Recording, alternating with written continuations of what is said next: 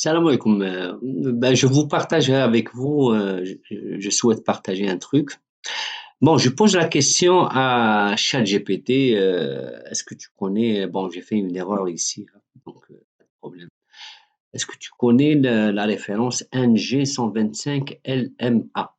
Bon, c'est un disjoncteur de Schneider, Acti9. Ben, il me sort l'image, donc la photo.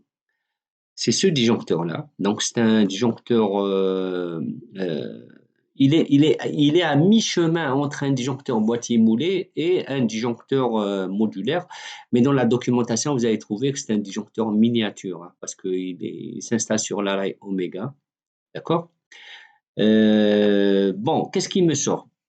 Euh, je vous épargne tout ça. Tout ça, je viens ici. Euh, Donc, il fait toute une explication que il protège où est-ce qu'il est, où est-ce qu'elle est. Donc, où est-ce qu'elle est? Voilà. Donc, pour lui, ce disjoncteur-là, il sert à la protection contre les courts-circuits. Donc, c'est le déclenchement magnétique, hein. Et également, il assure la protection contre les surcharges. Contre les surcharges, ça veut dire qu'il est doté d'une protection BINAM à l'intérieur, donc pour la protection des surcharges, la protection thermique. Ce qui est faux, hein, ce qui est faux. Parce que chez Schneider, MA, les deux lettres à la fin, ça veut dire que c'est un disjoncteur magnétique seul. Magnétique seul. Un magnétique seul, donc il a la courbe juste magnétique, hein, donc il n'assure pas la protection thermique. Il sert à quoi ce disjoncteur? Normalement, on peut l'utiliser pour les départs moteurs. Donc, on assure la protection magnétique par le MA, donc contre les courts-circuits. Et on va lui associer un relais thermique. Donc, le relais thermique, son rôle, ça va être la protection thermique. Donc, avec ces deux composants, on va assurer la protection totale du départ moteur. Protection magnétique assurée par le disjoncteur MA, ici notamment le NG125LMA.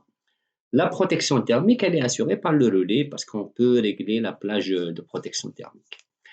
Regardez ChatGPT, qu'est-ce qu'il va faire, hein. Donc, il me raconte tout ça. Et je viens ici lui dire, tu es sur protection moteur parce que lui, il parle de la protection moteur. Parce que quand on dit protection moteur, ça veut dire qu'il assure les deux, hein, magnétique et thermique, hein. Normalement, il devrait me dire, on ne dit pas que c'est une protection moteur, c'est un disjoncteur qui est destiné pour, entre autres, la protection des moteurs en association avec un relais thermique. Normalement, il aurait dû dire ça. On l'utilise également là où il y a une interdiction d'assurer une protection thermique, notamment quand si on a comment dirais-je, le désenfumage par exemple.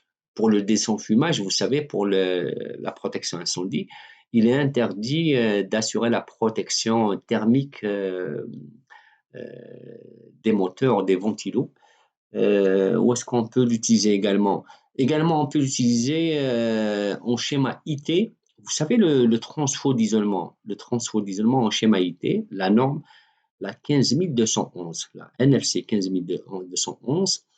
Euh, donc, elle nous dit qu'il ne faut pas protéger le transformateur contre le thermique. Donc, dans ce cas-là, on doit l'alimenter, le protéger via un disjoncteur magnétique seul. Bon, pour la particularité du schéma IT, si on ne protège pas contre le thermique, la 15211, elle nous dit de rajouter une sonde de température à l'intérieur du transfo pour contrôler la température. Donc, la sonde, elle sera reliée au CPI. Voilà. Donc, quand je lui dis, est-ce que tu es sûr? Là, il se rétracte. Pas exactement.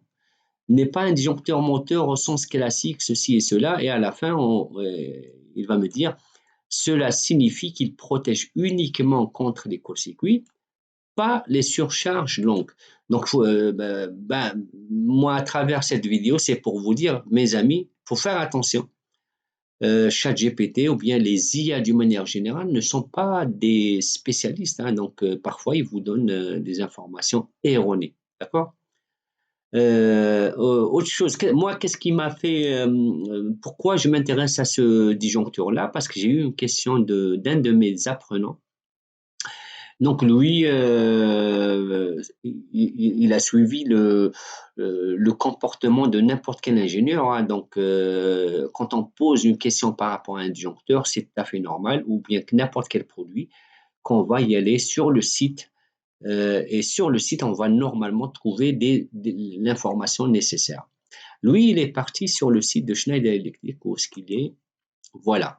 Donc là, je suis sur le site de Schneider Electric. Lui, pour lui, il assure également la protection thermique, hein, ce qui est faux.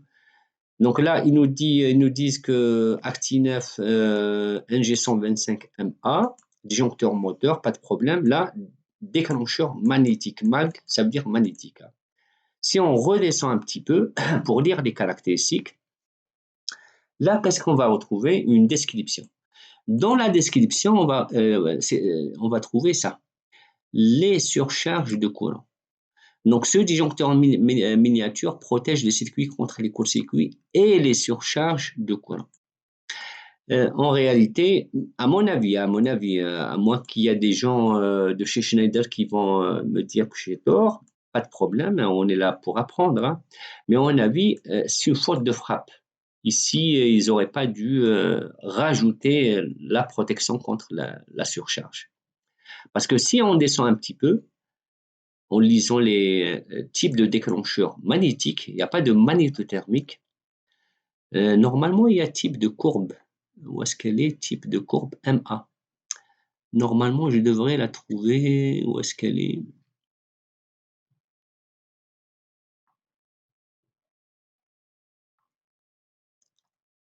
Patienter un petit peu, c'est écrit quelque part.